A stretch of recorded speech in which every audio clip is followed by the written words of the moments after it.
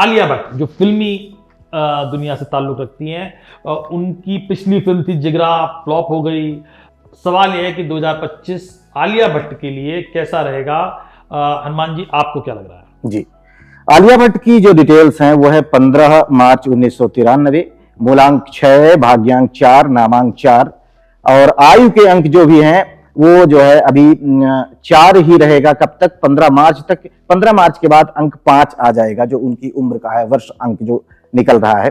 देखा जाए तो ये थोड़ा सा संघर्ष भरा रह सकता है। उनकी फिल्मों में कोई बड़ा नुकसान तो नहीं होगा, क्योंकि साल के कुछ अंक सपोर्ट कर रहे हैं लेकिन संघर्ष दर्शा रहे हैं।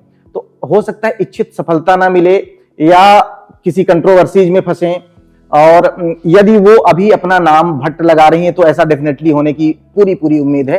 लेकिन अगर कहीं नाम में बीच में परिवर्तन करती हैं, कुछ ऊर्जाएं बदलती हैं, तो हो सकता है कि ऐसा ना हो। लेकिन मार्च के बाद वाली जो स्थिति है वो तुलनात्मक रूप से बेहतर रहने वाली है। मार्च तक का समय उनके लिए कमजोर है। अभी मार्च तक तो उनकी कोई फिल्म मेरे ख्याल से आ भी नहीं रही है। फिल्म के लिहाज से हम बात करें, एक बड़ी फिल्म जो उनकी आनी है वो शायद उसका नाम अल्फा है, वो 2025 में रिलीज होगी। लेकिन अगर आप ये कह रहे हैं कि 2025 में मार्च के बाद रिलीज होती है तो शायद तुलनात्मक रूप से बिल्कुल बेहतर प्रदर्शन करेगी। हाँ, क्योंकि देखिए उसके बाद जो वर्ष का अंक बनेगा वो 9 पर आएगा उनकी, और 9 का अंक 2025 का ही बन रहा है। तो हो सकता है कि इन 2 9 की एनर्जी जो है उनको काफी अच्छे परिणाम दे। फिल्म में यदि एक्शन, मारधड़ या कुछ ऐसी चीजें हैं जिसमें दुस्साहस जैसी चीजें हैं, तो और भी बेनिफिट या और भी अच्छे परिणाम उनको मिल सकते हैं। तो इसको ऐसे कह सकते हैं, जिगरा को 2025 में रिलीज होना चाहिए था, शायद चल जाती। शायद। मृगांक, आप बताइए कि आपको क्या लग रहा है?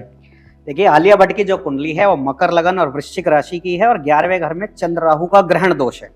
अभी सूर्य की महादशा में जनवरी तक राहु की अंतरदशा चल रही है। तो हम ये ज्योतिष में कहते हैं कि सूर्य में राहु का चलना एक ग्रहण लगाने वाला होता है, इसलिए इनकी फिल्में नहीं चली, समय थोड़ा सा खराब चल रहा है, कुछ फिल्में बनते बनते अभी रुक गई हैं।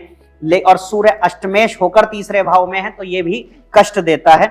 लेकिन तीसरे भाव में जो राहु है वो कुछ हद तक इन्हें सफलता दे रहा है। अभी क्या है, जनवरी में ये राहु की अंतरदशा समाप्त हो जाएगी और तब इनकी कुंडली में बृहस्पति आएंगे।